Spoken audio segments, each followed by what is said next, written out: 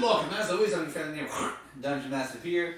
Today with me, for the first time in a long time, I have two of my original players from the very start of this campaign, but they're going to get the last intro of this. So we're going to go with the one, the only, the one who sets the bar with having a rock hard abs of sexual sweatiness, Rachel, playing Beryl. Howdy, y'all. Follow up next is that lovable, that kissable, that pluckable sensation you get when you pop a nice one in class. KT, played by Ramon. What? I wasn't listening. Exactly. We have the one who can slay and lay 1,000 dragons in an instant. But if you really want to see his trunk, you gotta clarify which one. Dom, playing Bousta. No, but seriously, which one are you talking about? Because there's a couple things happening around here, so you do got to be specific. We have the one. Oh, that's not feedback. Who is it? It is Ramon. It's me, sorry. Ramon. I'm trying to get... There we go. Hi, now I know what it feels like to work at Disney. Anyways. It's deafening myself. Well, if you definitely, you're not going to hear anything, so just mute yourself too? and then everyone Mute else. yourself. Okay. We have the one, the only, the one who got me addicted to Dungeons and Dragons art, and the one who made me fall in love with her character out of the concept. Yeslie, playing the OG core. And then we have one of my greatest companions, lovers, and allies who've known me since college. Fucking does that at the exact fucking moment. I'm giving him a goddamn fucking compliment, you fucking asshole. Oh, my. But I love you. Travis playing God know whoever the fuck her name is, Talbot. Dang. He's just complaining because I'm rolling dice. And it was just like, I'm sensitive to the noise. Yeah, no. Welcome to the Path I of do. Two. We I are can hear officially everybody. Man, I'm so goddamn smart. a month away. What up, Whip Rule? In that raid. Hey, quiet, you're yelling, I know. How you doing, Whip? Love the raid. Aww, thank you. Dainty Trainer Yang. Oh, Whip Rule actually raided, sorry. Thank you for the raid, Whip Rule. For those of you guys who forgot, Whip Rule is the one who also did the subs and everything during that time. Whip Rule is also, Chaos Raid, love it, is also a Dead by Daylight streamer. So go please check him out. He's a really cool guy. I played a couple games with him, his friends, his girlfriend. They're really fun. And he's Canadian. So go ahead and check him out. Mine's her fucking wife. Got a problem with Canada Goose, he's got a problem with me, but I suggest that will marinate. And welcome, Greg the Trainer Gang. I am Peter, your friendly neighborhood dungeon. Oh my god. I can't talk right now. Why not, I Peter? don't know. Your Dungeon friendly Master neighborhood dungeon burger. I do Dungeons and Dragons. Contact Dead by Daylight sometimes, Tiny Tina's, whatever else I can fit. Oh, and on rare occasions, Magic the Gathering. Sorry for this giant glare in my face. It's just how holy I am today. But I do appreciate it. It's cool. Like cheese. Love that intro. Love the love word getting shown today. But back to what I was saying. And welcome everyone from the raid. Greatly appreciate you guys for being here. Or even just dropping in and going, what's this channel about? And don't forget to always follow Whip. Because his character will be making an appearance soon. Okay. Him and our other companion who loves to actually, due to those two people and anonymous donor we got, they resurrected Beryl. So fun fact for those who did not know, Beryl did get resurrected due to Twitch. Woohoo! So thank you all. Thanks, Twitch. But we are officially a month away from our final session. After this, we have 4 more sessions to go do. Man, I'm stupid. And we will officially come to a conclusion of this campaign, which will take a month off and then get back to it. It's a brand new campaign, which is a in-person campaign only, unfortunately. But Charles Young Man will be either making some guest appearances when he can, or when the story As demands long it. as I don't. And Charles Young Man, if he has time or would like to, he might run part of the sessions here and there, and let me play a little bit. We'll talk about it. We'll see how he feels.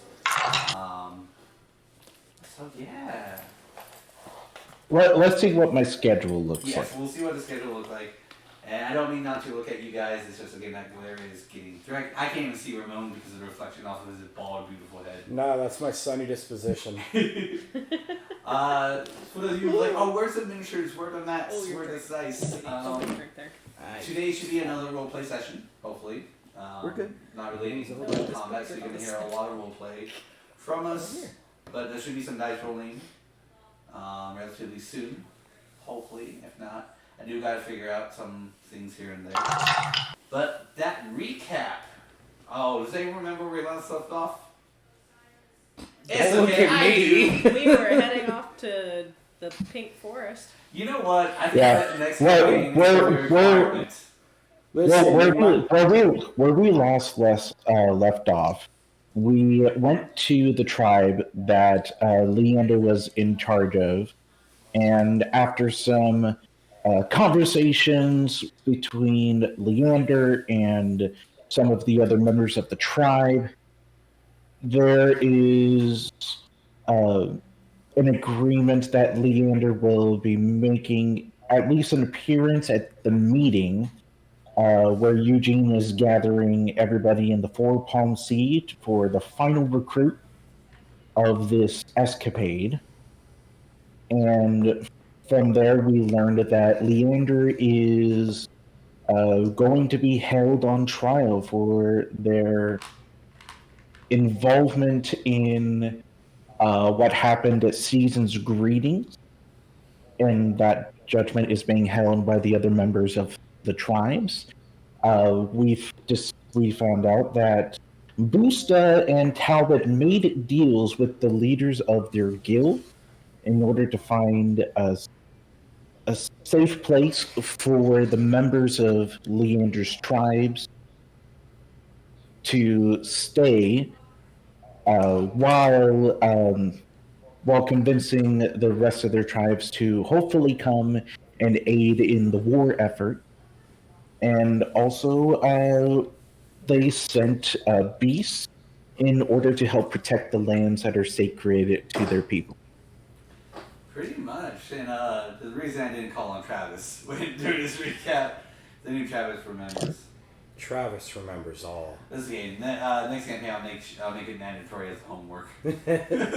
In my defense, I was at crisis. This game. I thought you were going to say, in my defense, can it be in Spanish? So I'm just jealous that you can speak it and I can't. I would just say that in Beryl's defense, all of the stuff with the guilds, I wasn't present for. Beryl was dead. But Beryl was the making group will- conversation happening So we'll after. go ahead and skip the following day to What? where you guys can leave. We'll just give you a nice. You guys will gather your things. Leander will be at the edge of the camp seeing you guys off. Just looking around. Corey is not here yet due to Corey left, so this will be a little bit interesting to get her back in here, but we'll figure out the way, like we always do. Like we always Like we always do. Leander will look around and go, part of me is a little jealous that I don't get to go to Cora's homeland, but it is for the best. Good luck. Be safe. And God damn it, Travis. God fucking I tried to ignore it, but I can't. That was great. And don't. I'm gonna start bringing dice for that very reason. I'm gonna fucking. Oh my god. And it's okay to get lost in those forces. If the Forbog would like to meet with you, they will show you the way. If not, then that means they decided not to meet with you. Since you guys do not have core, I don't know how successful this mission is going to be, but may the best of luck to you. And Yeah, sure. Great passage of faith. I'm glad you believe in us. Well, hey. Thank you. Thank you for that. And And we'll do the best that we can. it should only take you guys a day and a half to 2 days, depending on how quickly you guys travel to reach there. Leander will bow and say the next time he will see you will be at the meeting spot in the Four Palm Seas. And he will walk back to camp. So does anyone believe that he's actually going to make it, or are we just all going to assume that he's getting kicked out after the fucking trial? I like to believe that he'll make it. He seems like a nice guy. I would like to believe in himself. I think that we will see Leander at the meeting. I think the tribe, seeing the events of Season's Greetings, saw that indeed Leander was trying to stop it, and one can only do so much with the information they have. The tribes will take notice and will perhaps recognize that there was effort, and they will let him know. Well, that's the idea, right? Gangrous and Sirius will, right before you guys leave, come up and state that they both are going to just travel with Leander and feel like this part is left to you guys. Gangrous is going to get final preparations with the people of Tolus, and Sirius, after being sucked away or having that ordeal with her, wants to not be anywhere close with the sin of gluttony. So she just doesn't want anything to happen to you guys. So they will, they will take the lead. Well, if you need us, you know how to contact us. And you guys, We will see you in the war effort. Yes. yes, Gangrous will state he will be on you guys' side with this. Even though he will be delivering the people of Tolus, he will at least be on your side. And same with Thereus, she will also be on your side when the meeting happens. I mean, because Thereus, you did make a contract for 900 men, so it would be in your best interest to continue to stay on her. Yes, she will say, I know, and hopefully by the time you guys show or we meet again, I'll be either a little bit more confident in my abilities or just have a new me.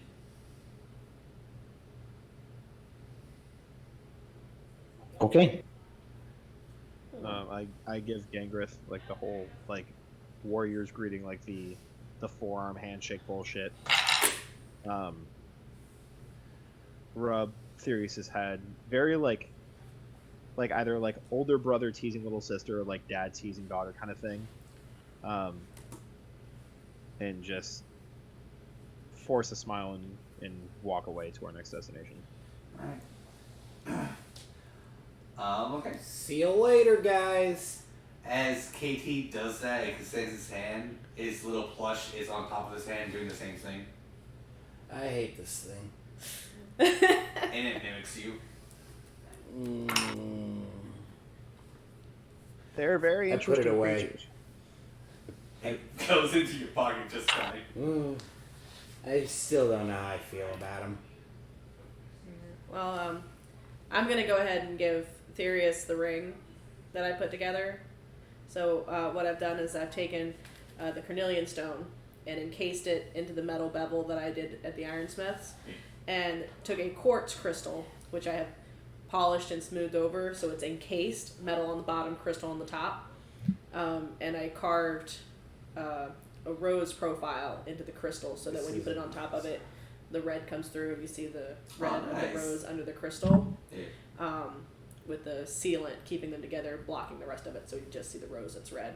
Hopefully protective.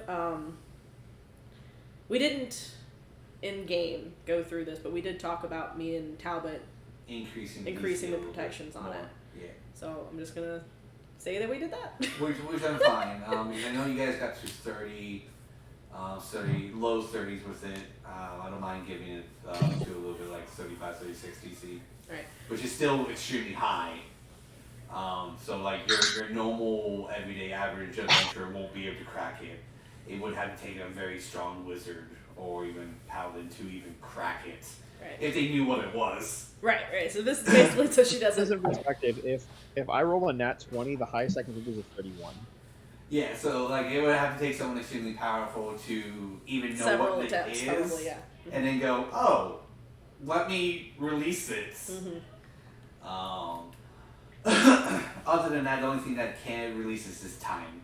Right. Time, just letting your magic fade from it. But that's going to take a long ass time. So that you have a good solid case. But out of the people you know, you consume either Vidpick could crack it, off of what he can do, or Eugene. So right now, those are only the two people that could possibly crack that. Because I don't think Talbot could even crack it right now. What would the throw Let me be? check my numbers. It depends on what you're throwing If at you us. tried to dispel it, I would say DC would probably be in the 20s. If it's dispel magic, it is the equivalent to 10 plus whatever spell level that is. Plus whatever bullshit bonuses I want to add to it. Yeah. They're called incidentals. Which would be which all I would be able to do is roll a d20 and add 4. Yeah, so max 24, which the DC would be slightly higher than that. So yeah, at the current moment, those are the only two arcane casters that would. Because I would say you're looking at a 10 plus the spells level. It's probably a 9th level imprisonment. So you're looking at a minimum 19 plus any bonuses for DM plot armor here. Yeah, so you're safely secured with that ring, and that the sin's not going anywhere. Good. Ain't That's the Not, idea. not making that same mistake twice. Yeah. Okay. So you guys will head off. It's around 9:30. We'll say you guys stayed a little bit longer, finish up, make some contacts, trained a little bit. It's just got good basic supplies. Would you guys want horses, a wagon, or are you guys gonna go on foot? Unless you guys don't wanna, we could fly. Yeah, I mean you guys can. In that can case, do it'll it take once you, a what, day. an hour to get A there? little less than that, probably. Yeah, a little less than an hour to get there. I can make 400 more horses. Well, you only have so many uses of that. Yeah. Right? If it's only an Yeah. hour's walk, we might as well just walk. Well, no, it's about a day and a half to 2 days, depending on how fast you guys go. But due to the math we figured out yesterday, oh no, not yesterday, last week, you guys with barrels. We can do a week's worth of travel in a day. Yeah. So I mean, like it's gonna.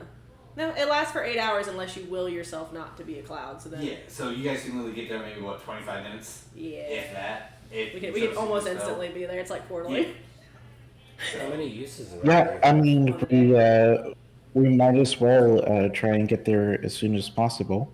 Okay. So I see no harm. Is this Beryl? I'm not familiar with this magical item. Is it only used like 3 times and then it's forever? No, gone? it's really nice. So I have these little prayer beads on my bracelet, and they each get 1 use per day. I have 6 beads, and I have 6 different spells that I can do with these beads. And then at the end of the day, I roll to see how many charges I get back. and since I only use one, and I can't roll less than one, That's fair. I get it back. That's... So randomly, you will get back a certain amount of uses per day after rest. Right, so like if I were to use all 6 beads today, at the end of today I could roll and see how many of those I would get back for tomorrow, and I might not get all 6 back. What is rolling? Well, that's when I take one of my very special rocks out of my pouch and I put the numbers on it with my little chisel tool and I roll it, and then it tells my God how many of the prayers I should have back on my prayer bead necklace. Can I go home? Can I see that? Yeah, Bruce is sure. just nodding his head, acting like. Oh man! Okay. I'm gonna take the 10 minutes to identify. I was with you. Are you you're identifying my rock or the bracelet? You said the magical thing with the chiseled numbers on this them. is my thing that I rolled. Yeah, okay, so I hand him... So you're gonna spend a ritual spell slot to identify this rock. Yes, because I think what she's saying is bullshit. We're doing it for the bit, baby.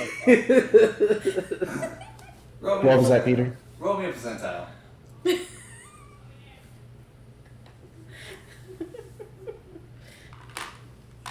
Just like the walks I did earlier and doing the testing, I found those to be bullshit. I don't know, when's the last time you tested your bag of rocks? 32. Okay. Alright.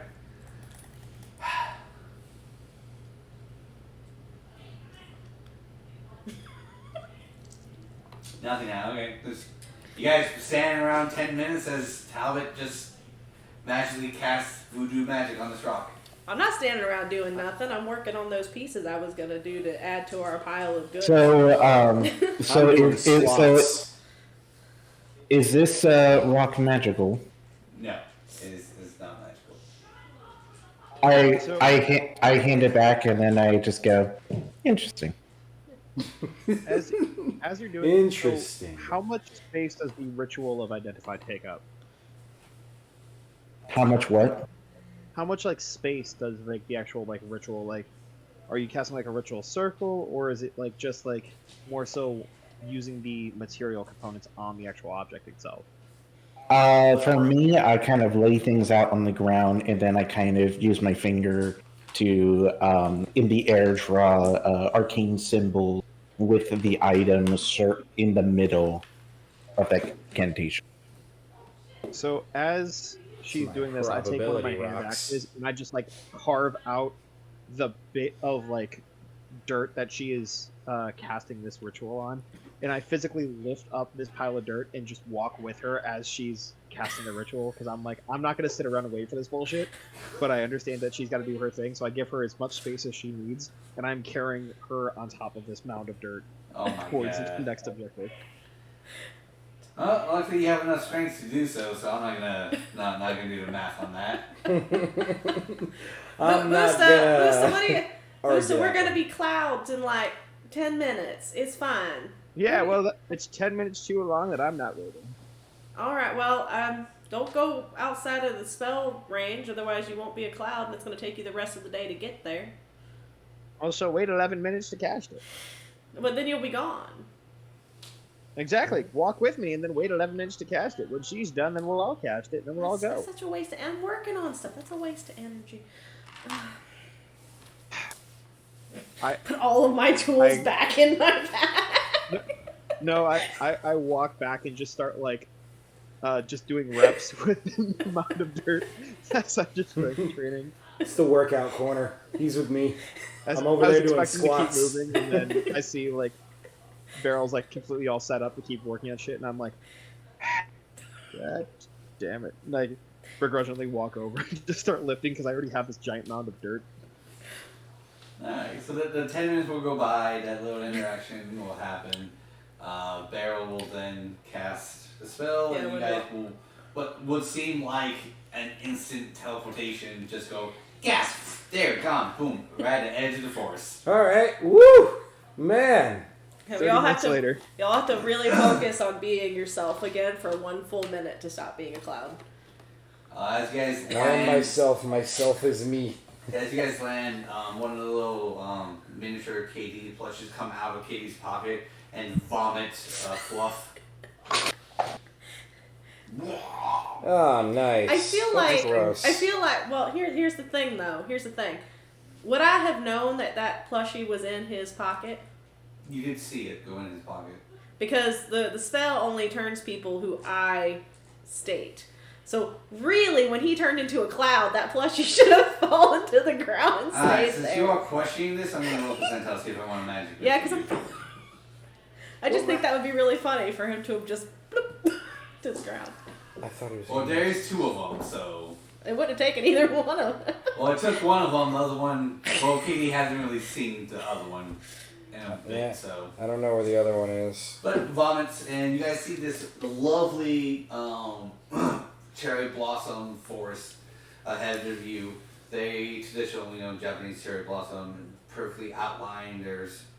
It seems like this area, even though it's so far out, is still extremely well kept. The plants are just very neatly on everything. There's a clear path to go in. Everything just looks perfectly well kept up. I like this place. It's pink. I stay in cloud form for a hot minute, just circling around the party, and then I finally take the time to turn back. Alright. Everyone goes in? Yes. The whole time, Beryl's just like, this place reminds me of Core. Her hair was so pink, just like these flowers, they were pink. So as they die, Foreshadowing. what's going on?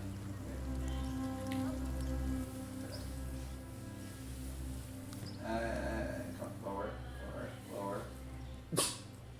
No. There. No. As you guys just No. go in and just, being ooh and ah on this, you guys slowly kind of get memorized and lose track of time, and you just end up going back out. Like, not noticing that you actually went back out until one of you guys snap and go, wait, did we just exit? Hold up. What? Weren't we going in? Why are They don't want us to yet. Oh, they did tell us about that. They said we'd only be able to go so far, and then you have to leave, like, the gifts, and then they take the gifts and go back in and pick up whatever they trade back. They told us that we wouldn't be able to get in. Gotcha.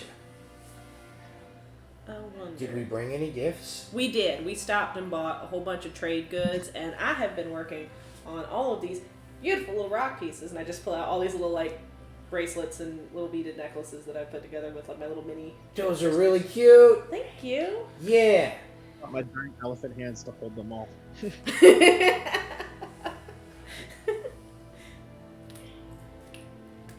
what do you guys do? Do you go back in? Well, I think, yeah, we should probably get all of the stuff together and go back in.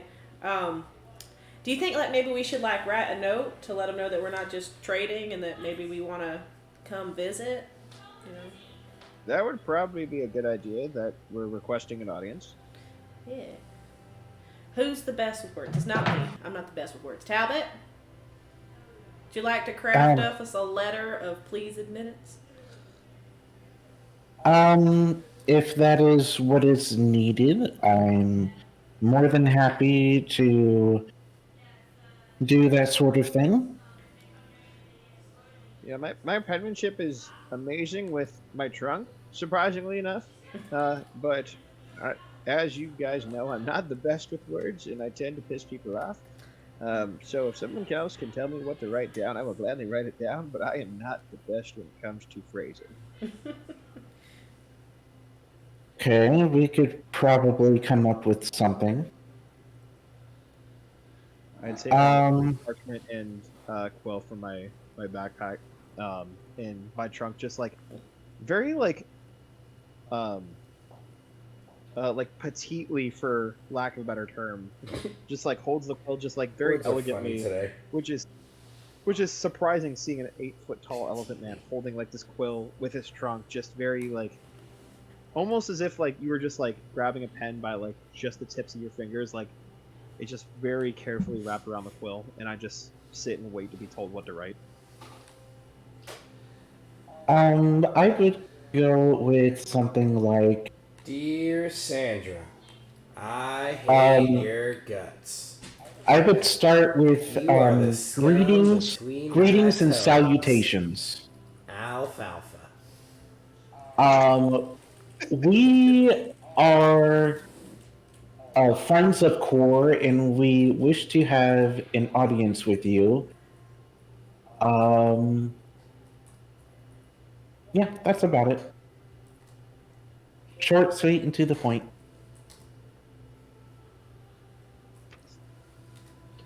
All right. So you guys will put that letter in the gifts. Do you go inside and place it, or do you leave it at the edge? I think we go inside to place it, because if the tradition is to go inside, like, part the way and then set the items down that you're looking to trade, I think the idea is that we go partially inside, set the offerings and the note down, and then start to walk away. I agree with the above statement. Which one of you guys do it? Does it? I'll do it. Are you big enough to carry the gifts? I'm cool enough to carry the gifts. That's for sure. Damn right And he is. We got like a lot. In the end, isn't that all you need? The coolness factor. Alright, how far do you I go carry in, KT KT? back as KT is carrying the gifts. How far do I go in? Correct. I don't know. Let's roll a 20 and find out. I say I go in this many. 6 feet. Or 60 feet. 60 feet. Yeah, 60 feet. And are you going with him, Bousta? Yeah, so just so that he can kind of focus on carrying all of the gifts and the note, I'm going to carry him in, and then once we get to the point and KT kind of gives me the signal, I will set him down so he can kind of lay everything out, and then I'll walk back out with him. Alright, so you guys will go that 60 feet in. Whenever you... Are you going to go the full 60, have Bousta drop you, and then go a couple feet more and lay it down? Yeah, once we reach that 60 feet and he sets me down, I just take a couple of, maybe about a dozen feet more in, and I kind of set everything down. And I look around into the tree line, and I wave, and then I scurry on back. So as you wave, a vine comes shooting at your hand, misses you. As you as you're doing that wave motion back and forth, it misses this way. Another vine misses as you move back. I should go. As you turn, because you said about a dozen, one misses to wrap around your neck and pull you. Because I rolled lower than 10s on all of these, except for one. So Christ. I think Rolling the a whole 22 will hit your AC. Yeah, 22 would definitely hit my AC. So as you get like that, Actually, hold on. oh, God damn, don't tell me 22 doesn't hit your AC. Nah, I can't do it. Okay. So as you get to almost that clearing of Bousta, so Bousta can just grab you, one vine wraps around your waist, and you just see Bousta, and as you just get tugged directly into the forest. No. I'm leaving, got a cool exit quote! Disadvantage. What was that? Is this all done with disadvantage due to the cloak of displacement? Does the cloak of displacement work with this? If you don't know it was coming? Well, the cloak displacement doesn't do anything with him knowing. Oh. So is it all attack rolls? Until he gets hit, yeah. Yeah, it is all attack rolls till I get hit, but we'll say that's only in combat. Let's do it. I'll let you have it Okay. because I wasn't ready for it.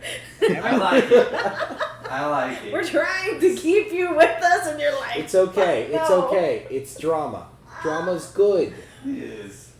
So you just see KT, he doesn't hit the gifts or anything. They purposely avoid pulling him into the gifts. But he's just whoa! I summon my echo, and we go back to back as I'm Bousta's just paranoid, and he feels like if he's going to walk forward, that a vine's going to come out and grab him. He doesn't pull out the hammer, but just pulls out the shield. and is just back to back. I thought this was a twist off. As you're back to back to with your echo. Yeah. You're like, we got this. You suddenly start to see the trees move, just like passing you by. And as you look down, you notice that the ground around you pretty much grew legs and is carrying you out of the forest. I don't like that. I see the legs, and at this point, I'm just like, well, looks like I'm in it for the long haul. I put my shield on my back, dissipate the echo, and just like sit very like meditation style as I just wait to see what happens. All right. So a little bit while you guys do hear a faint like whoa from KT, or like a voice that sounds like KT. Then shortly after, about let's say 5-7 minutes, Bousta comes on this like platform with legs made of dirt, rocks, and stone, and like twigs and whatnot. And kind of just like melts into the earth like it's been Dirt crab. there. Pretty much like a dirt crab, yeah. Just kind of whoop, and Bousta's just now sitting on the ground, meditation style, right in front of the party. Are you fucking kidding me? You didn't even bring me anywhere. You just brought me back to these guys. Bousta, where's KT? That's a fantastic question. Well, long story short, some vines took him. So that happened. So either he's a prisoner or they've accepted the gifts for KT. Sacrifice. There's no sacrifice. There is no in between on this at all. Well, Either he's a sacrifice or they've accepted. Either way, I got pulled out of that shit, and I thought that they would either try and pull me or something or other, but nope, they just shipped me out back here. So. Talbot, are you ready to go get grasped by some vines? Apparently we're going to have to go in there now and go retrieve our friend. I'm going to, with my ring of spell storing, cast the mage armor that I had put in here, so I don't expend a spell. And Talbot looked to Beryl and goes, "Well, I guess so."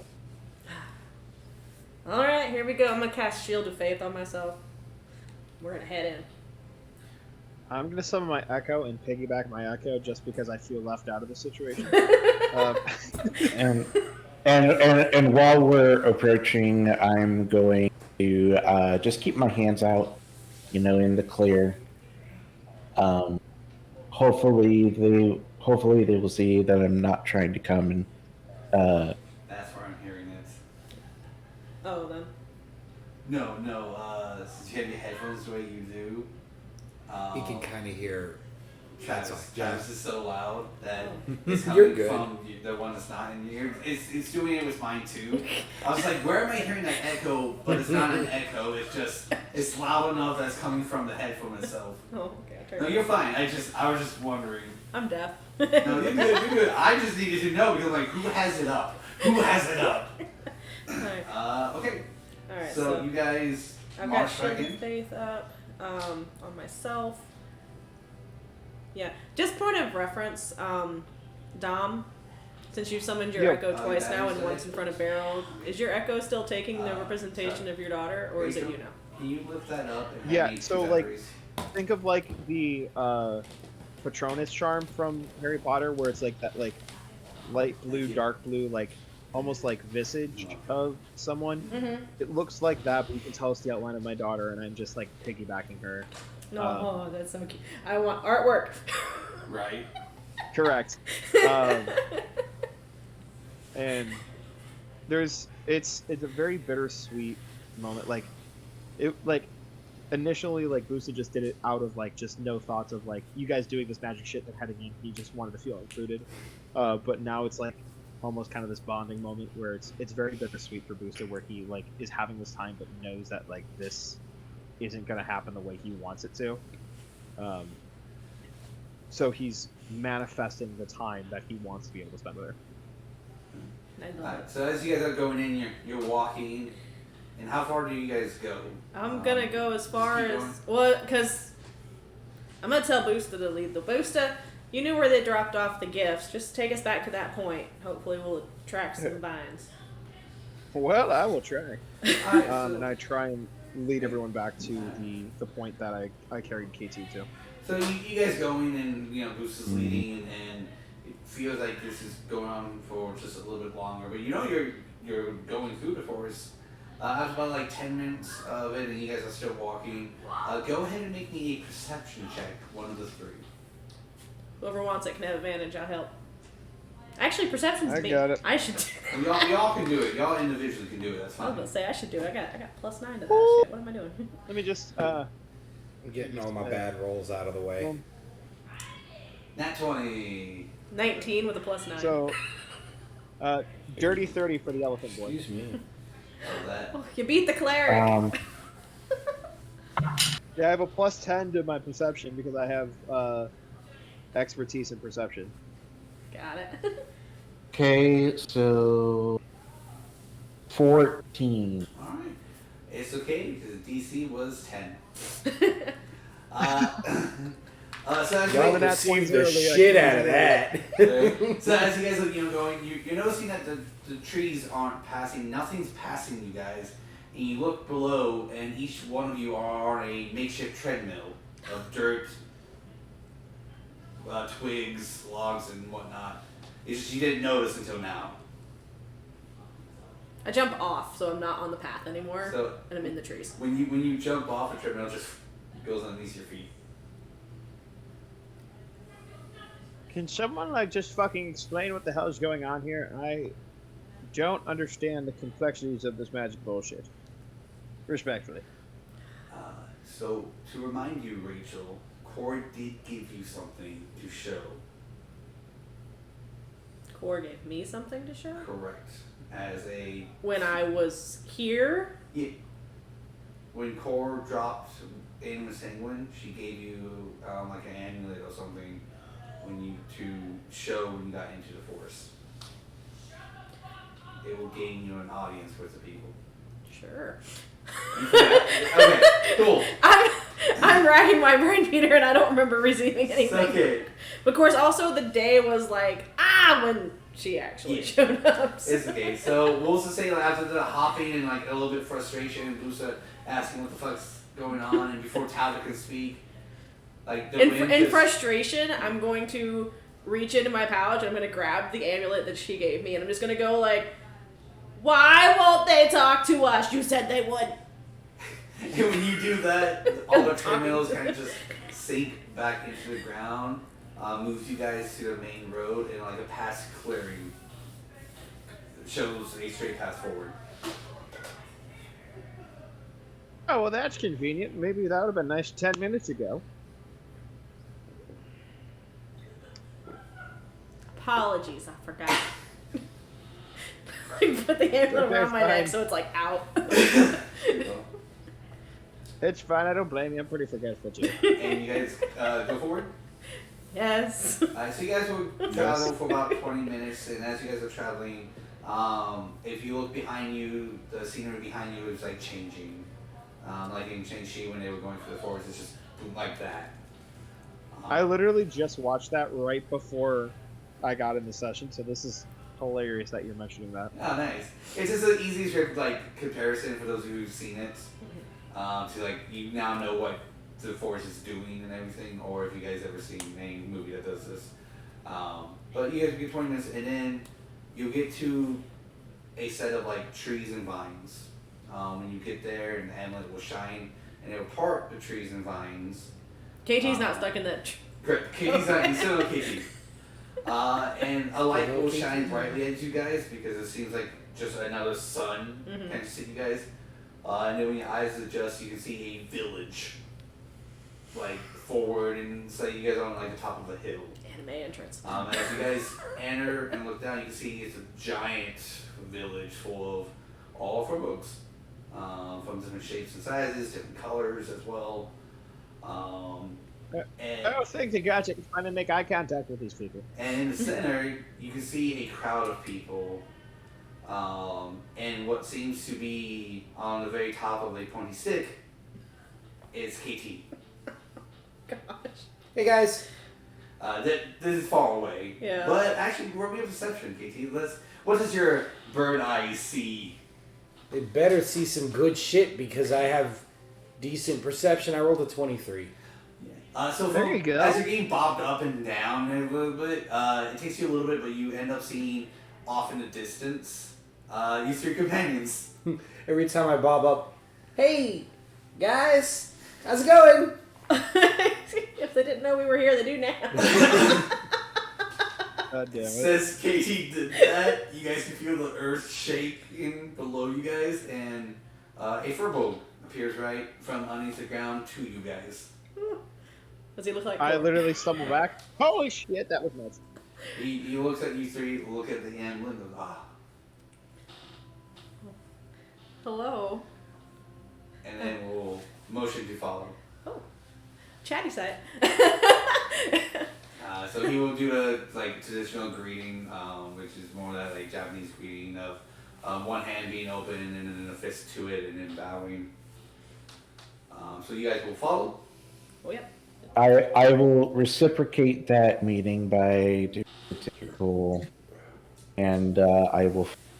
We'll follow. Got it.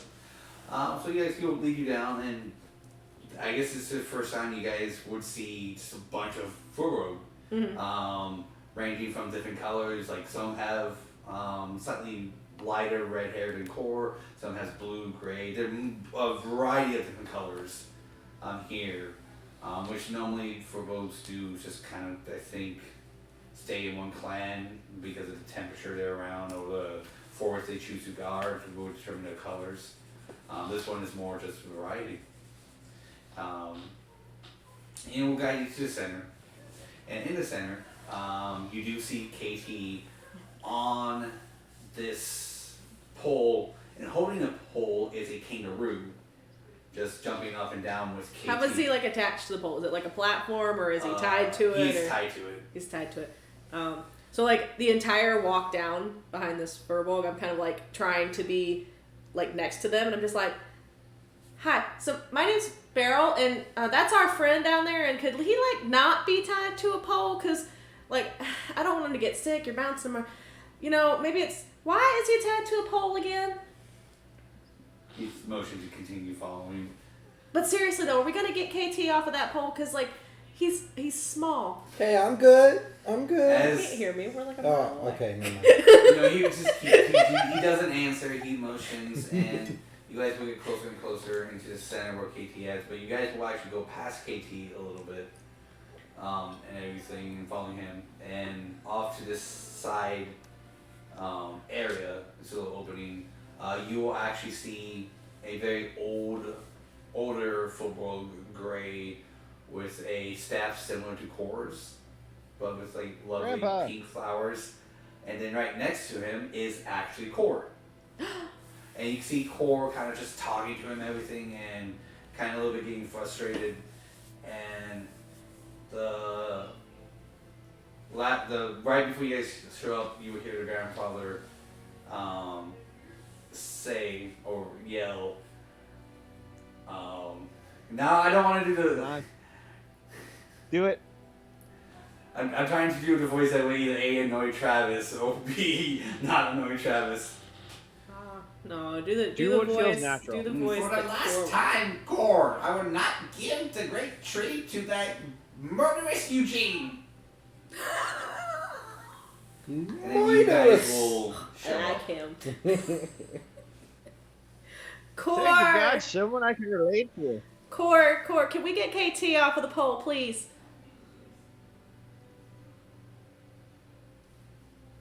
Do I hear them say that? Depending on how you respond to your grandfather.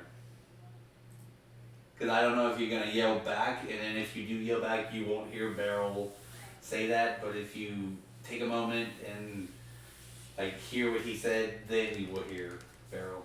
So it really depends how you react to that. I should probably stop talking because if he yells at her, she's respectful of her elder, and that's her grandmother, so I don't think he would really yell back. Okay, so then you will hear Beryl say that. She will get really excited. Beryl! And she'll like run over her. Big hug. And then Oh, love taking. Beryl's just standing there, Rachel. Big hug. sorry. I'm sorry. And then she'll run over to her grandfather and he's like, "Can you let him go now?" No! Grandfather. Not until we figure out who's the... Oh, what's a common word for flying death? Messiah? Well, I'll tell you right now that my friend over there cannot fly. So if you're looking for flying death, that one's not one of them. Yep. Can't fly. You say that, but same size, same build, same race, same color has been attacking and murdering my people. Me, I'm just a little guy. Mm-hmm. Well, I feel like you and I can connect on a little bit of a level based on being old and crabby. How about we make some tea and talk about this like old person to old person? Core, who are these people? She'll look at all of them and go, "They're my friends." Oh. It is you're very nice to meet you, sir. My name is Beryl. A venturing party. Is that what they call it? Name's Corey Tory. Please, can these ropes chafe? Grandfather, please let him go. I take full responsibility for him. He will whistle to the kangaroo, and the kangaroo will just drop the stick as Katie goes, "Wah!" I do that. I run over and catch KT. I'll take it. The kangaroo will hop back to the grandfather and stay by his side. Thanks, pal. I got you, buddy. I take out my hammer for a second just to ignite it and burn off the rope, and set KT free, and then try my best to like repair the rope. Let me destroy this in front of y'all and then repair it. My immediate concern is for KT, so I immediately burn it off, and then realize that I just burned a shit ton of rope, and I'm like trying to like suture it back together. So Boosta's gonna spend like the next like 10 minutes just trying to repair the rope back together that he realized he just like burned off to get KT out of, instead of just untying it like a normal human. Luckily, you're not a normal human. Correct. So hence I burned it off to save him, and then realized I fucked out that I'm trying to repair it. That's fair. Well, I really appreciate you letting us in. It was really nice of you. We do have an awful lot to talk about and discuss, and I would just like to say that your opinion of Eugene, I feel you. It's... And like I've told my granddaughter, even though she is sometimes misguided, I will not help that murderous fool. While I can appreciate your sentiment there, perhaps it would not be impossible to still help the cause of people who are trying to do good. I mean, because I would not say that I am personally, working with Eugene, but I am working to help people in general. I want the best for everybody. Well, if you want the best for everybody, I will allow my granddaughter to continue venturing. There, I have helped. It's very kind of you. Though I'm sure Core is allowed to make these decisions about herself on her own. Is she not? I mean, she's of age. I will let her explain our traditions. Do not feel like getting into arguments about the ways we do things here. I would not never lose dream another. of having an argument about your culture. You especially know about your culture more than I do. I would never impose upon your culture. Would you mind if we got to have some private conversations with Core for a little bit. It's been so very long since I've got to see my friend, and I have so many things to tell her. That is fine, but only on one condition. You leave your weapons with my kangaroo. You give your kangaroo weapons. Is this a magical kangaroo? This is my animal companion and my trusted advisor, Oh, he is adorable. I love him. What's his name? Kanga. Kanga? Kanga. Yeah, I like it. Where's Rue? As you say that, it pulls out a small kangaroo from the pouch. Well, there it is. Ah, perfect. Alright, I give My life is content. I give Kanga my staff. And Kanga gives it to Rue, and Rue just puts it in its little pouch. You've got to show me how you got that condensed down. It's a kind of a heavy staff. It's kind of hard with it being so. Anyways, I would love to learn how you condense that into your pouch. Does everyone else give up their weapons? I give up my quarterstaff and what was the other thing that I have? The fucking Leg. Shut up. I didn't say that out loud. I'm just saying it as And first. my Your sickle? the sickle, the comma. Okay, I give up those. alright. Talbot, I will hand them over my dagger, which is the only weapon. No, because... technically, Yeah, no, that's fair. That's fair. And who's the same? You gonna hand over your weapons? It's taking a hot sec because like everyone else is like still giving the weapons, and I hold both the rope and my hammer up like 5 minutes after he says the whole thing about like handing over the weapons. I'm like, I fixed the rope, and then Kanga just takes the hammer out of my hand. I go, okay, yeah, that's fair. As I hand back the now like kind of half-assed fixed rope because I'm not like perfect with like repairs and shit, but I did my best to like kind of like meld the pieces back together. Like you can see where I burned off the bit to save KT, and you can like see like I tried to like meld it back together. It's definitely very like shoddy, but it is like to the best of like Bousta's like makeshift abilities. As Kanga just takes the hammer out, hands it to Rue, and Rue just puts the hammer in the pouch and just go, all right, well, that's happening. Kanga will then escort you guys to Core's home, or former home, which, you know, as you guys are following Kanga and everything and doing small chit chat here and there, Lead the way. Kanga will open the door and let the guests go in first, look at Core, give Core a little hug, and then hop away. We're gonna get those weapons back, right? Well, of course we would. Core would never let them de-weaponize us if they weren't going to give them back. Core, it is so good to see you. I've missed you so much since the short time we've seen each other. Your home is beautiful. Thank you. Make yourself comfortable.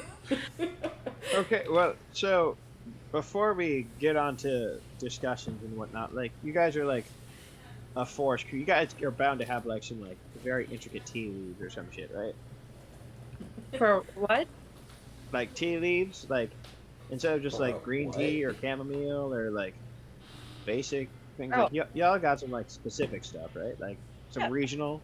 Of course. Perfect. I go over to like whatever section of like leaves there are and start brewing a pot for everybody.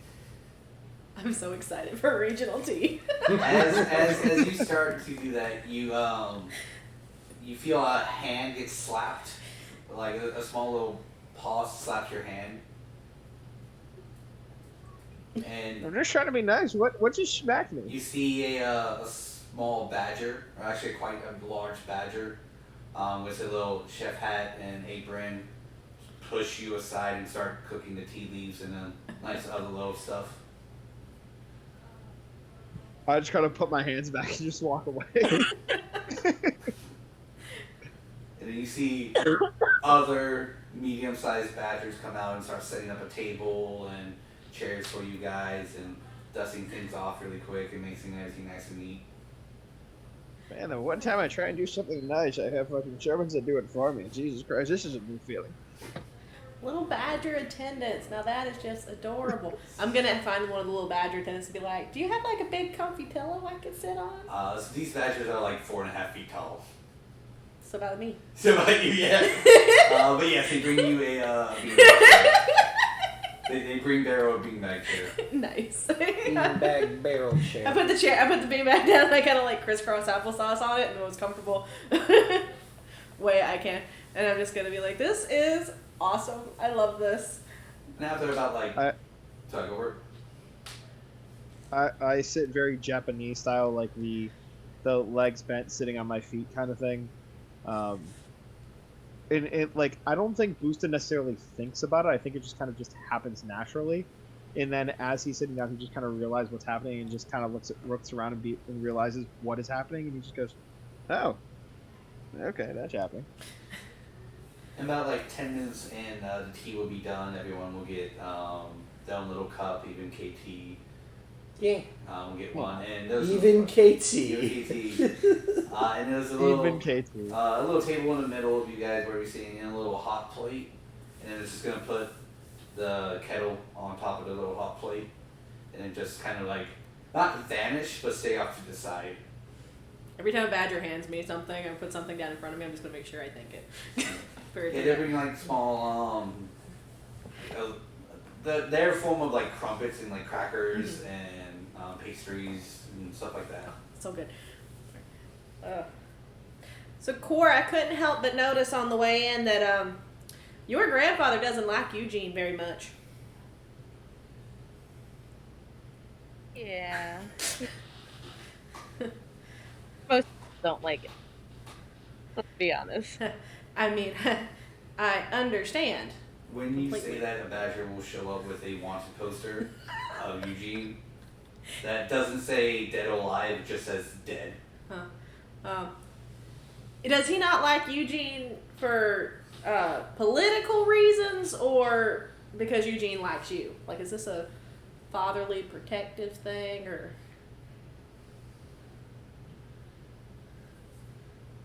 Sure. Still trying to figure that one out. I got badgers to work with. What do you guys want? I can't just be like Eugene pops in. Hey guys! Oh, hey everybody. Well, I'm assuming you're the one that has all the information on your grandfather. I do, but he's not here. You guys wanted a private meeting. Well, Core would know whether this is. And a you got a private thing or meeting not. with Core and badgers. Yeah, what did I know? That's up to you whether you you knew or not. I'll let you decide. If you choose not to know, then that gives a topic to talk about with your grandfather. But if you choose to know, I will let you know if it's the correct thing or not. Let me pull back the curtain a little bit here, even though I'm nowhere near the table. This is your backstory, and in the end of the day, you are able to craft it. Then Peter will kind of either work with that or be like, "Hey, probably not." But this is, in the end of the day, this is your family, your backstory. You would know them better than he would. Mm-hmm. Yeah. It is also a little bit of the timing of events. Obviously, since I made events key thing here. But yeah, what Dom said, I will work with you, or I'd be like, slightly, we're going to alter this just because of unfortunately, the lack of information I got, or what I already came up with due to the fact that you were busy. So, which is totally fine because I still love Core to death. How long has Core been home? Because we don't know this, but About an hour. oh, before so she you only guys beat showed us up. about an hour. Okay. Yeah, she barely beat you guys. Okay. Um, So it's not like she's been there for weeks and had time No. to discuss things with him and all that. She All right. just showed up. KT showed up a little bit after her, and then you guys showed up. Gotcha. Okay. That accounts for a little bit more. Okay. I really. Yeah. She goes talking to a badger. Hold on. A badger hands her Dinner. dinner. Noodles. It's Very the nice. noodles. So as you're talking to Core, Badger hands her raw pasta into her hand. Not even cooked pasta, just raw pasta.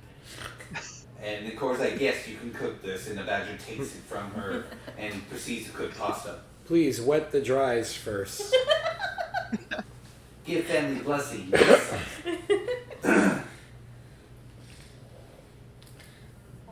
I don't know yet. I'm still trying to figure it out. I haven't been home in a minute. All right. Well, hopefully he will be willing to assist us. I mean, not that I want to put your home in danger or anything. Seems like it's pretty well protected and all that, but we do need all the help we can get.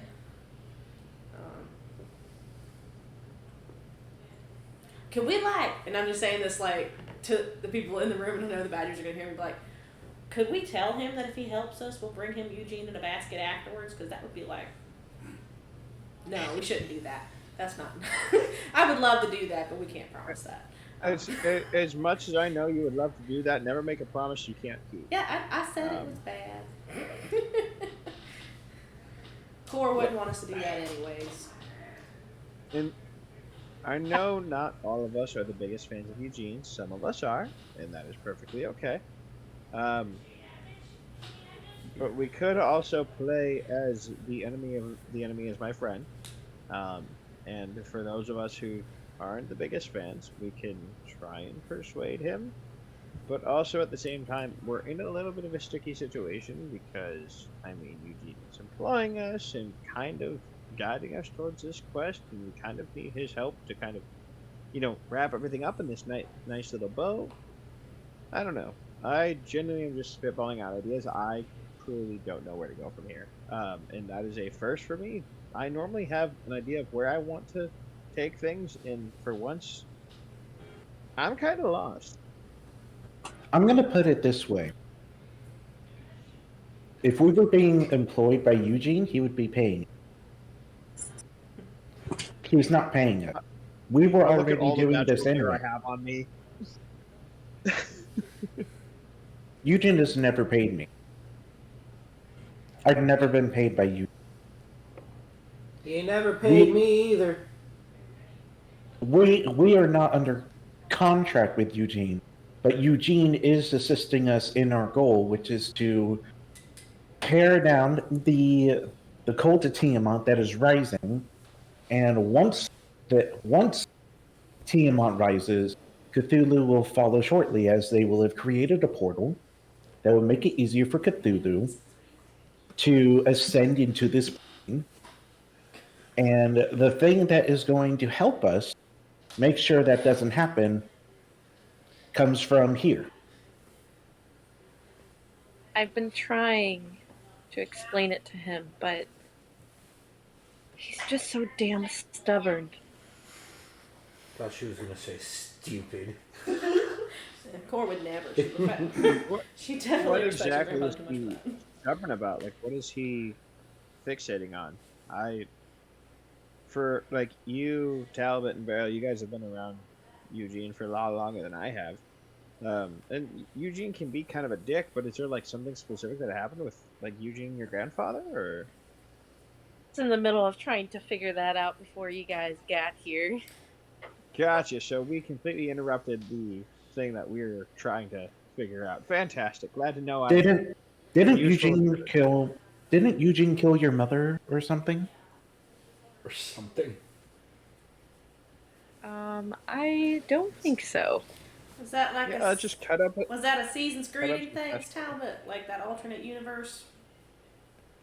No, I mean quite literally. Since Eugene manipulated the timeline, he obviously knew Core's mother, and I'm pretty sure that your mom gave up her life for something, and it was through the whims and the logic of Eugene.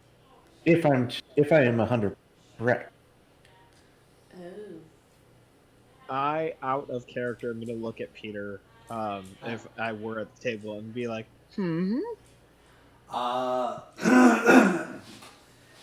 So to refresh everyone's memory, Please, thank you. when, and this is, I don't think Yeslie was here for this part, or she might have been.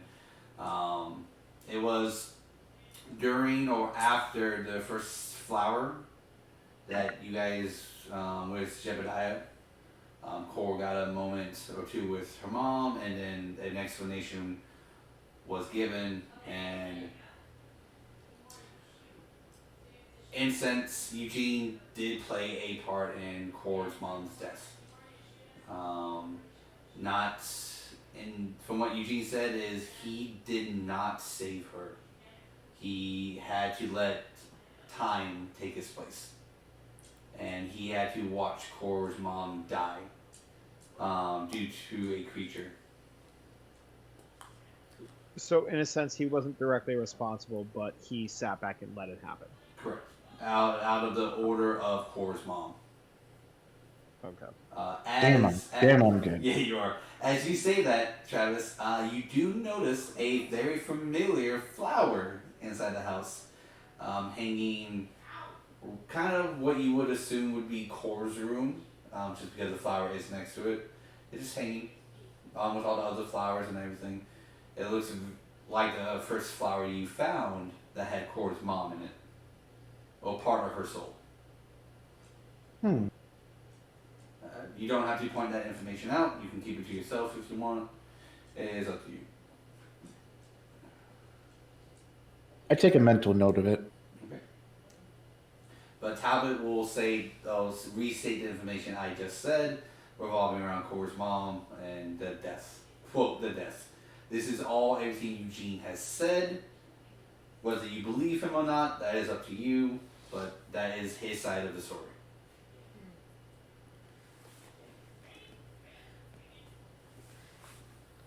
Well, that's interesting information, Talbot, but how do we suppose that the grandfather got a hold of this information? Like, do you think Eugene told him personally? Or did the grandfather catch up with one of these little flowers? Find out himself? That You know- might be a better question for the grandfather. I don't know. I just know what occurred. Core, maybe we should let you have some private time with your grandfather to feel out his feelings on the matter. And then afterwards we can come together again and have discussions on going forward. Yeah, I agree. Sorry, I'm writing stuff down.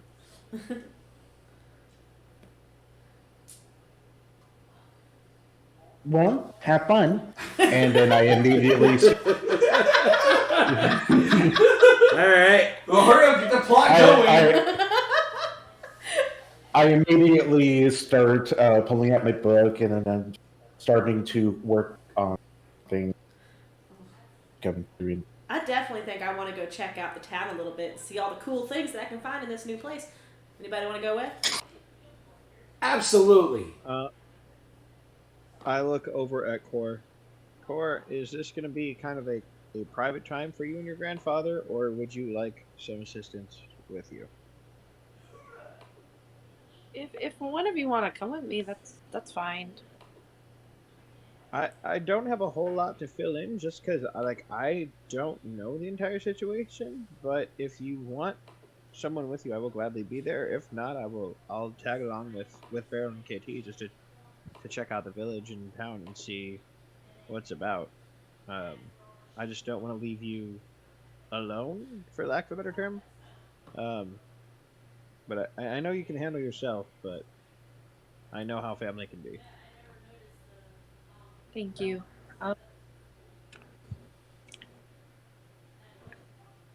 Go ahead and enjoy the village. Need anything? I'll be on the I-ring, and I will be here as quick as I can. You guys are more than welcome to stay in my house and look around if you'd like. My home is your home. Don't look underneath my bed. With that, I just Damn immediately birds. walk inside. You You walk into her room? I mean, we're already in the house, Talbot. I just walk straight. So if straight is her room, then sure. Yeah, so Talbot just gets up and goes straight into Core's All right, room. go into the room. Oh. That's fine. She does always like being in her own space. Like, she likes to be in a quiet room. I feel that. Bousta is just gonna stick with Beryl and KT. I think he's like checking the eye ring as often as possible. Like notifications, you have no new notifications. You have notifications, you have no new notifications. So he's just like paranoid as shit. Bousta, But he's just stop gonna checking before I erase you. I just like top the little bead in my hair that is my eye ring and just go, I'm very sorry about that. He's just nervous. This new place and our friend, and she's having some parental-like communications. Okay, but this is my job. Please stop bugging me about me doing my job, Bousta. Damn. How you been, Irene, anyways? I mean, I know you've had some complications in the past. I have been writing a book about all your trauma. Well, that's delightful. I'd love to be able to read it when That's you're ready a to share. holy shit. It That's has pleased it's gonna me. be. Is it? Let me just clarify. Is it a book about all of our trauma or everyone's individual trauma in individual books? Yes. Yeah. Okay. Fantastic. How far back does this book you go? wanna- Does this book, like... All the way to the first group. Oh, I need to hear about Do you want to that. have like dinner and discuss this? Because I feel like there's a lot happening that we might should talk about. No, thank you. I love the fact that we're packed walking down the street talking to ourselves. Okay, so Core, we'll get to you guys in a little bit because something will happen with you three. Aw. I'm just Yeah. caught up on the That's where I fact can that do my Irene is shopping. sentient. Yeah, I she's didn't been realize. sessioning this whole time. I didn't know Yeah, that. Neither did Bousta, so Bousta's also realizing the fact that the eye ring is sentient. I hope Beryl knew this whole time. Beryl knew the entire time, but the eye ring has never really worked for Beryl. Like, every time she's That's ever true. tried to use it, it's been, like, offline, or it's Yeah. had, like, mystery messages from a person that wasn't the person that said it was talking to. That's right. So, like, knowing she's sending it and trusting her, totally different things. That's right. I forgot because every time you tried it, it was just bad timing every time. Every time I've tried to use the eye ring, it's always been like, no, I'm fine, and then find out later it wasn't that person at all. Yeah. So Core, you will find your grandfather in his house. You exactly know where it is. Kinga and Rue are just kind of like taking a nap and everything. Rue is using Bousta's hammer as a pacifier. And you could hear ever so slightly, I need to take a shower, this is disgusting, I need to take a shower, this is disgusting. Coming from the hammer. But you can't really go, oh, Gore! What brings you back? Did you shoo away your friends? No. What a pity. We're not talking about. Sorry, you slightly cut off, as though you finished your sentence, but I didn't hear anything. She said, we're not done talking about this. We are not going to continue this conversation, Core. I don't know how many times that I told you. But why? Give me a reason why, though. I would not like to visit bad memories. They are not good for your health. And at my age, I don't know how much time I have left on this earth, and now rather than be filled with fond memories of my lovely granddaughter. That's not a. It is a reason I am giving. Why dig up the past all of a sudden? You just came back home. Why not enjoy the time here for a little bit? We need help. We need to help. This doesn't affect just one person or one. It affects all.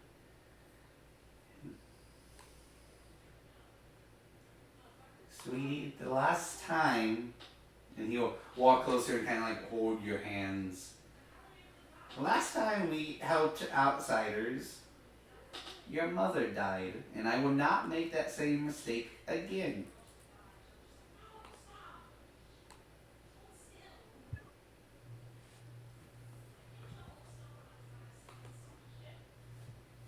I just. You're holding on to the past, and she wouldn't want that.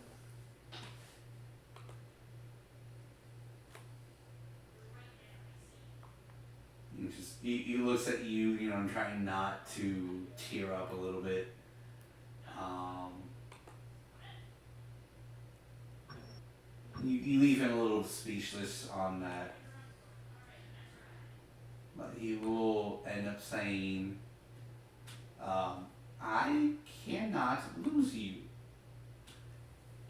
You are the future of this tribe and heir to it. If you were to die, the tribe would be diminished. And all the hard work that your ancestors, myself, and even your mother have done to gather all these tribes here would be for nothing. You say that you don't want to lose me, but us not helping, you might as well lose me already. I am confident in our magic and in the earth and the great tree that it will protect us if your friends were to fail. Lord Sylvanas didn't send me on this mission for nothing. The Great Father Tree did not send me to these people for nothing. Us helping will literally mean my mission name was in vain. Your mission was not or would not be in vain. You have gathered powerful allies and have sent them on the right course, and I'm assuming you helped them grow. For all my knowledge and concern, your mission is complete. You have done your duty. No, I have not fulfilled my duty to our Lord. And you can't sit there and tell me whether or not this is what he would want because you are not him. And I do not pretend to be, but I am the closest one to his ear. I feel his magic more so than most. It's one of the benefits I get as the chieftain of this tribe. And I wish one day you will take that and you will understand why I do the things I do. But knowing that that snake is part of the reason why you leave to aid him, I will not risk. I wish not to risk you or any of these people to aid that monster.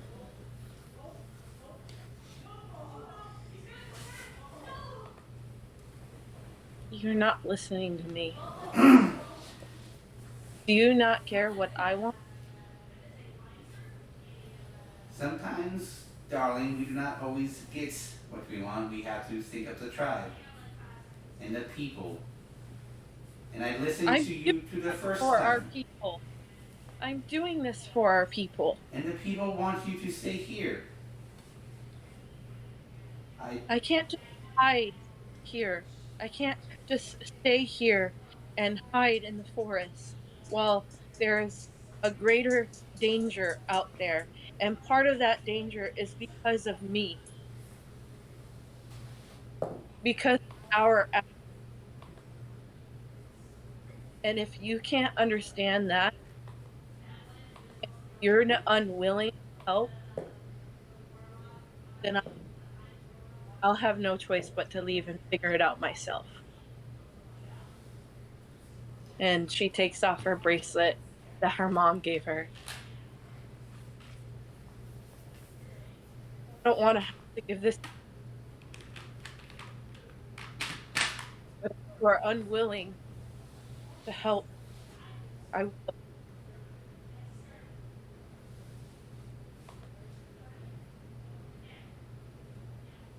He looks at it, looks at you. I'm pleading with you, grandfather. If not, if not for anyone else, for me.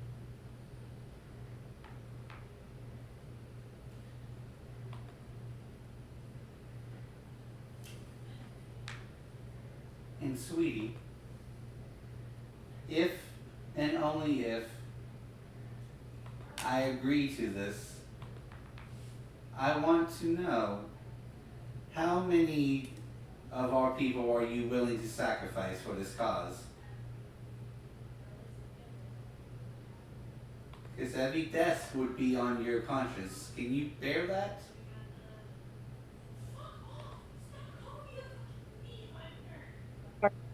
Many on my conscience. You would want many more? Of course I don't.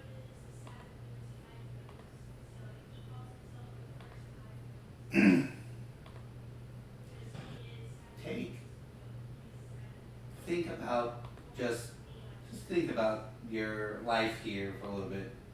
Go visit your mother's grave and come speak to me tonight. And bring your friends and maybe we will have a discussion that can be beneficial to both of us.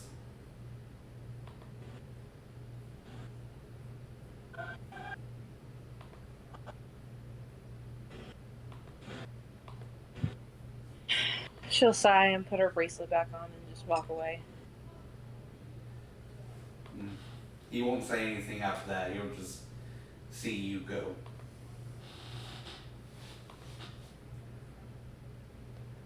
Alright, so as Core leaves, we'll get to our 3 Bousta.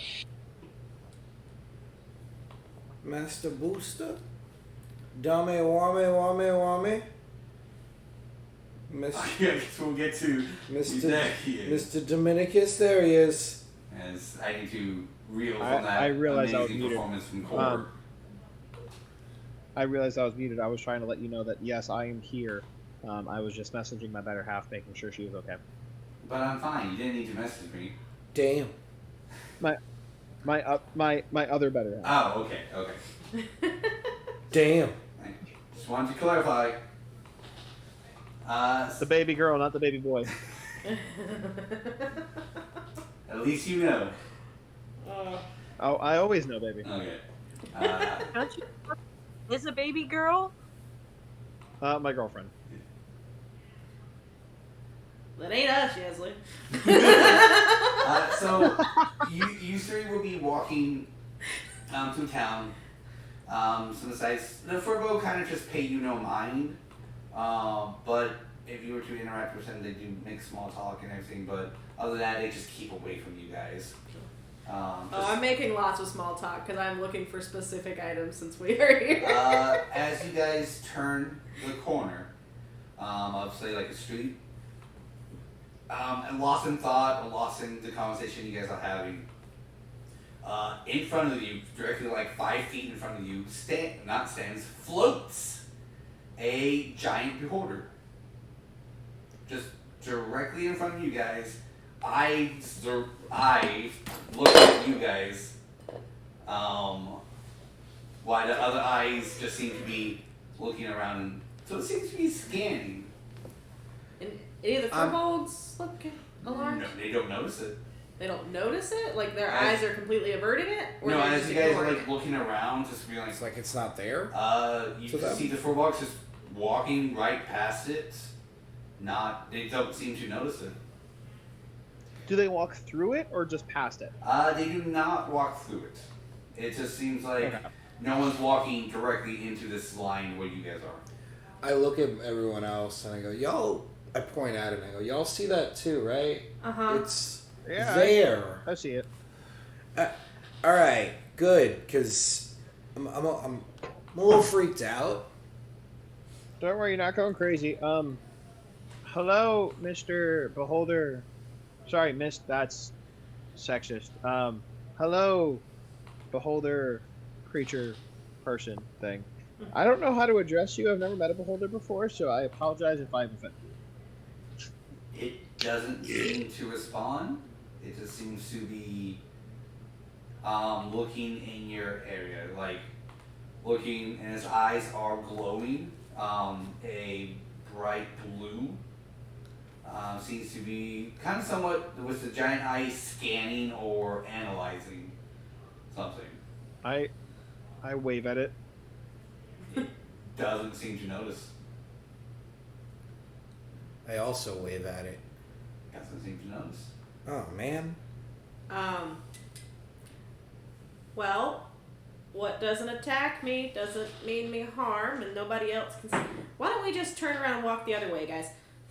And I just like put my hand on either side of my friends and just like turn us and try to walk and then see if it follows us. So we're just gonna ignore it for now? Look, if it ain't hurting nobody, I ain't touching it. Okay. So as you do that, it does follow. Ah, shit. It follows in a straight line. So you guys would like it 15 feet as it follows. You notice that it just keeps going. Alright. While we're walking away and it's following us, anybody in the area, I know before it wasn't walking towards it, but like, does it look like people are being diverted? Like somebody was like walking toward us and they just turned for whatever reason. Not that they acknowledge the beholder, they just turn and went the other way. It seems like as they're walking, they just go under. Under. Like it seems like because the beholder's floating. Yeah. It's floating at a height, or as it gets to it, just kind of just lifts itself up. Yeah. And lets them people go just under. aren't even acknowledging Yeah, it. people don't even see anything of it. Just us. Great. Huh. Cool. I don't know about you guys, but The this one thing I feels didn't more like we're just write down with my goddamn languages. just feels more like we're being followed and watched, and this happens to be the manifestation of its visual. I don't think it really What? is. Do beholders speak? You do? What language do they speak? Common modal language just really depends. Never mind. Mostly common and abyssal. If they speak anything else than that, that's usually kind of lang directed of the boulder itself and its background. Yeah. But I believe the basics are abyssal due to its abomination background and common because common. So Does the blue glow remind me of anything? It does. Can I? Do I? Will we roll for it? No, See how much I no. remember? Okay. It is detect magic. So we are just being watched. You're not.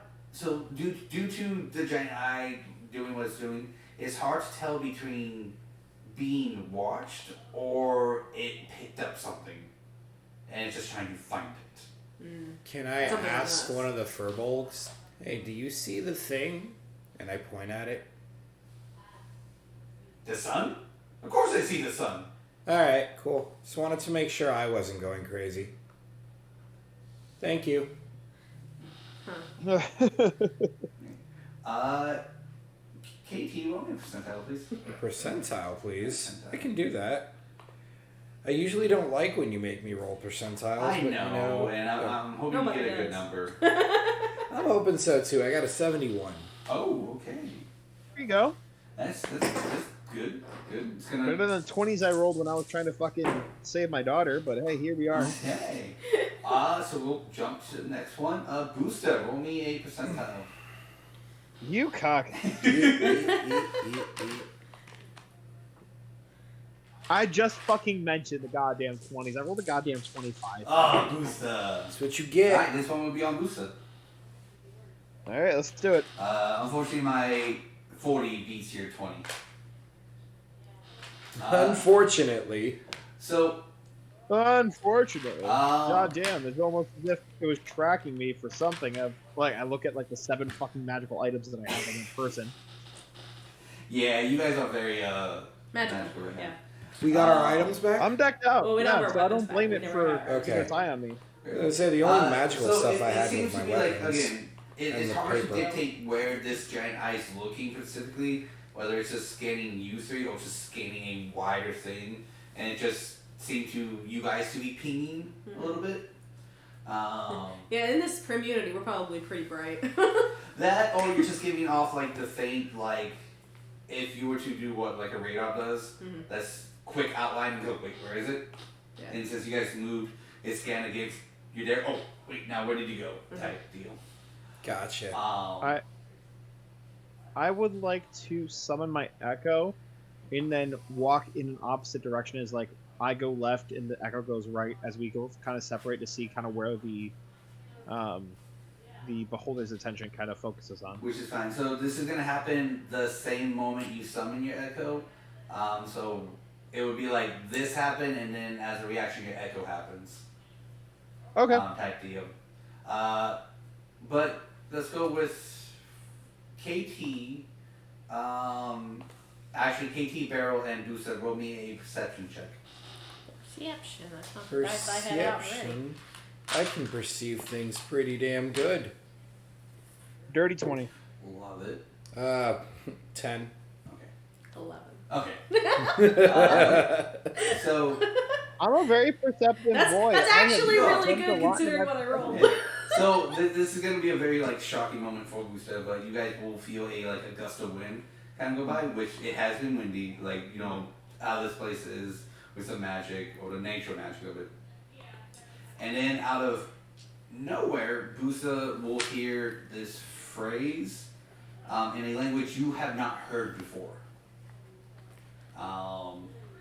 As that happens, out of what seems to be nowhere, the KT and Beryl will hear a splash right behind you. And as they look, you guys will see Bousta's blood. And as you turn to Bousta, and Bousta has not yet, it happened so fast, you guys will see a small hooded figure with crow feet and a long katana in Bousta's chest. Oh shit. Oh, that's not good. Hey, bro, what the fuck? And it looks at you and mimics your voice. And so Bousta will take 35 points of damage. And then it will, as it does that, it will kind of just then detach or disengage and just kind of fly with a second gust of wind. I'm gonna try to do hold person before it leaves. As it tries to disengage, I get a reaction because it's leaving my range due to the sentinel feat. Even if it does use the disengage action, I still am able to take an opportunity attack, and if the opportunity attack hits it, its speed reduces to 0. Go for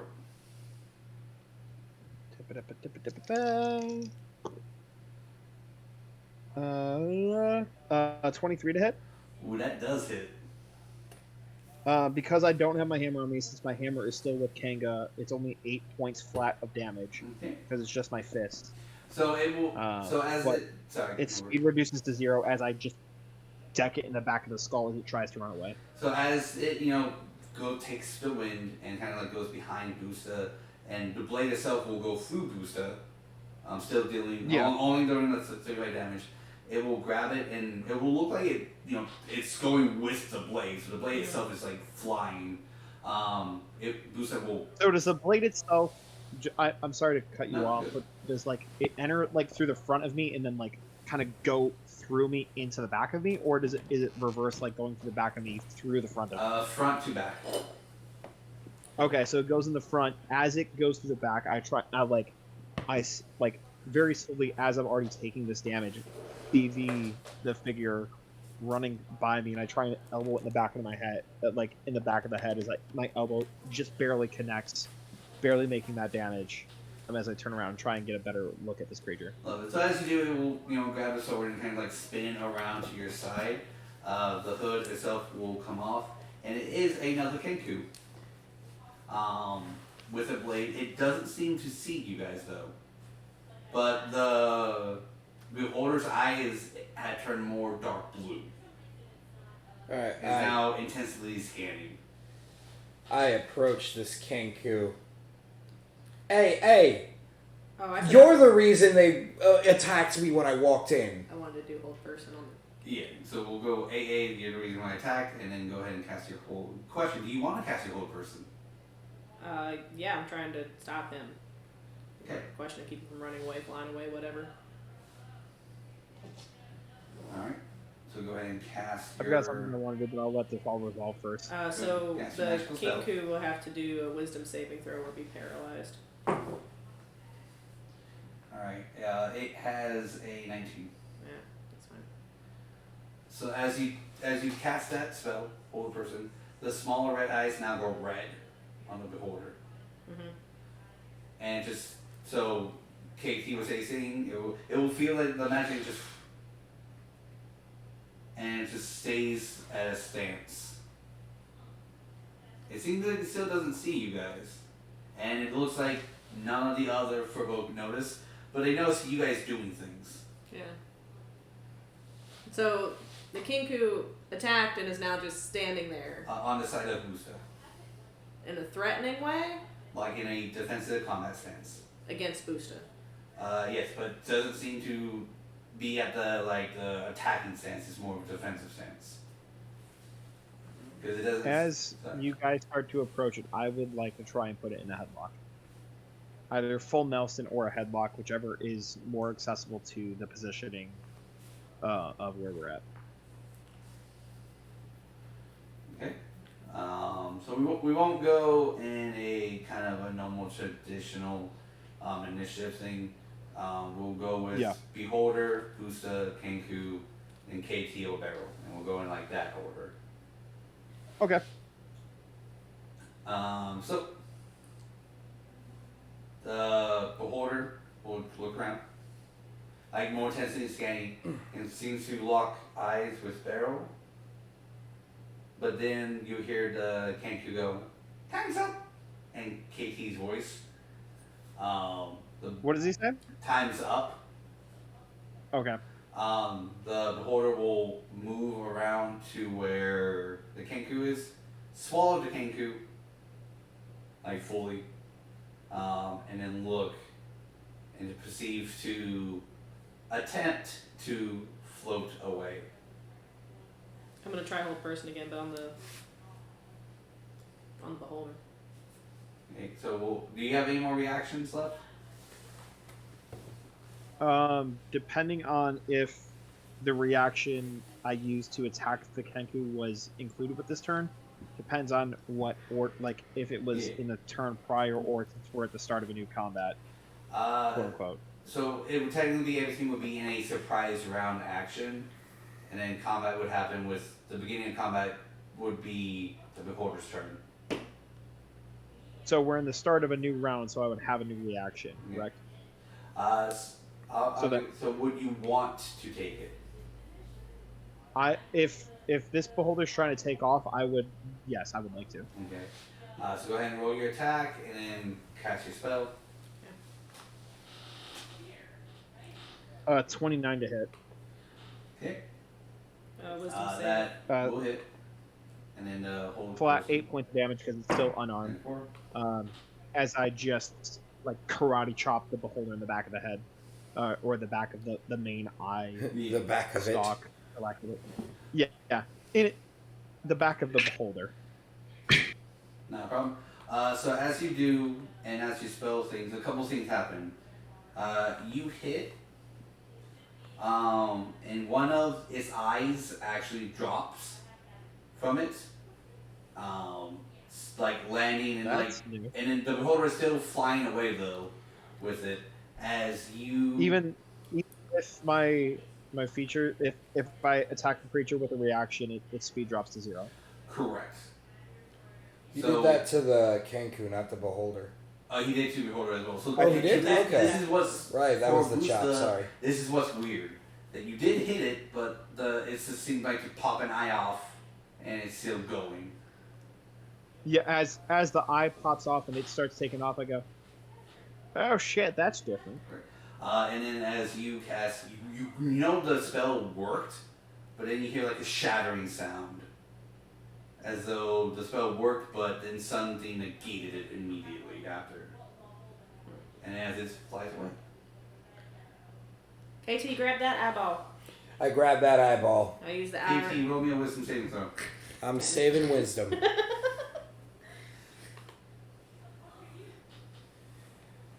22. Damn. DC was 20. Okay. So as you grab There you it, go, baby. and like The one good grab roll it, tonight. the eye just turns so it looks like you like possessed you, and you're just like no. I turn it away. Ugh.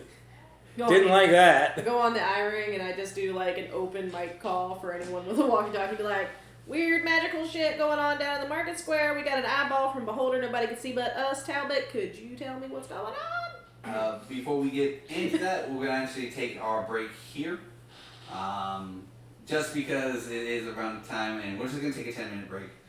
So for everyone on Twitch, please stay tuned. For everyone on YouTube, check out part 2 as we get further into this, and hopefully they can convince Core's grandfather, and we get more of Yeslie's amazing roleplay and part 2. So see you guys over there.